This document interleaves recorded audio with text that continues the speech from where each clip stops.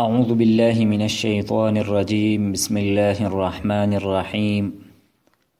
رب اشرح لي صدري ويسر لي أمري واحلل عقدة من لساني يفقه قولي. صدق الله العظيم. زما محترمو طالب المانو رونو، د قوانینو صرف بسلسله کې دا زمونږ لومبی درس دی.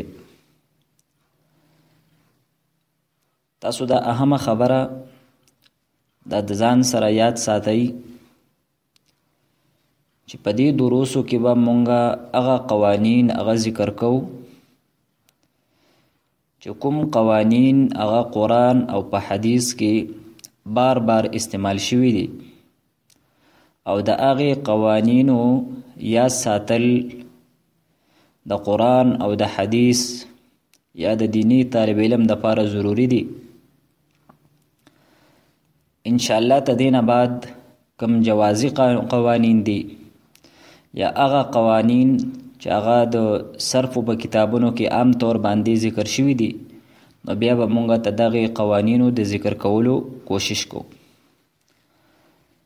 نو په دې سلسله کې چې کوم لومبی قانون مونږ ذکر کوو، نو دا هغه قانون دی چې کوم قانون د صرف په کتابونو کې د ضربتم په نوم باندې مشهور دی،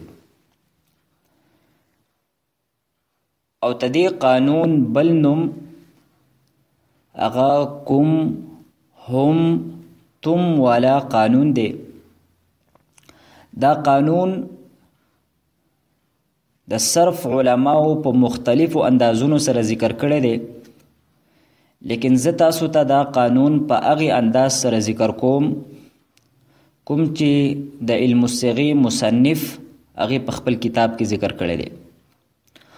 او تدې قانون خلاصه او حاصل دا دی چې کله د کوم هم او تم نه بعد ضمیری منصوب متصل یعنی د مفعول به ضمیر راشي، نو مونږ به تدغې کوم هم او تم کم میم دی تدې نه بعد به مونږ وو سوا کو، او دغه میم دی له به مونږ ضمه ورکو. د قانون حاصل او خلاصه دا ده چې کله د کوم هم او تم نه بعد ضمیر منصوب متصل یعنی د مفعول به ضمیر راشي، نو مونږ به تدغې کوم هم تم تدې د میم نه بعد وو سوا کو، او د وو نه چې مخکې کوم حرف دی او هغه میم دی، مونږ به تدغې میم دا ساکن دا جزم دا په ضمې سره بدلو. نو دا تدې قانون تدې حاصل دی. مونږ یو څو مثالونه ذکر کوو. بالفرض قتلتم لفظ دی، قتلتم. اوس تدې نه بعد مونږ ضمیر منصوب متصل د مفعول به ضمیر سوا کوو یعنی ها ضمیر،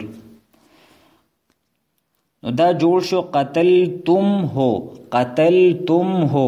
نو اوس دلته تاسو وګورئ د تم نه بعد ضمیر منصوب متصل راغلی، نو اسانه طریقه داره چې مونږ به تدې میم نه بعد وو سوا کو، او د وو نه بعد د وو نه مخکې میم دی، مونږ به دې میم له د ضمې حرکت ورکو، نو د قتلتم نه به جوړ شي قتلتموه.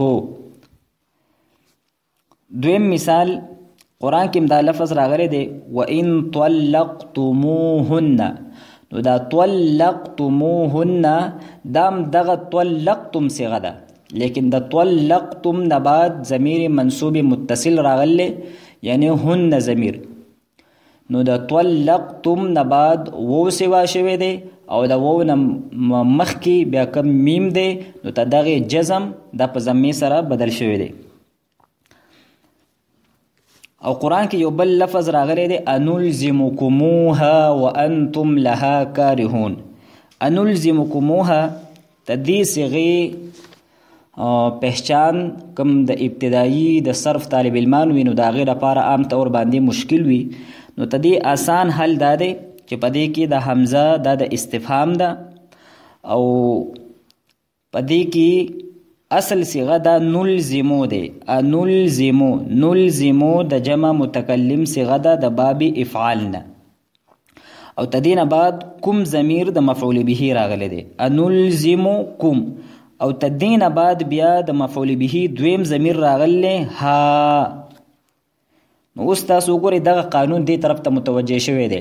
دلته د لفظ کوم نه بعد ضمیر منصوب متصل راغلی د مفعول به ضمیر ها،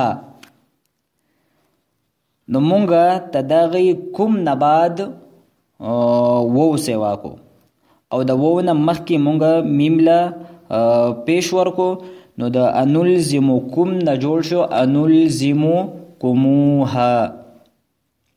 نو د قانون خلاصه او حاصل دا شو چې کله د کوم هم تم نه بعد د مفعول به ضمیر راشي یا ضمیر منصوب متصل راشي، نو دغه کوم هم تم تدې د میم نه بعد به مونږه وو سوا کو، او تدې وو نه مخکې چې کوم حرف دی یعنی میم مونږ به دې له ضمه ورکو. وآخر دعوانا ان الحمد لله رب العالمين.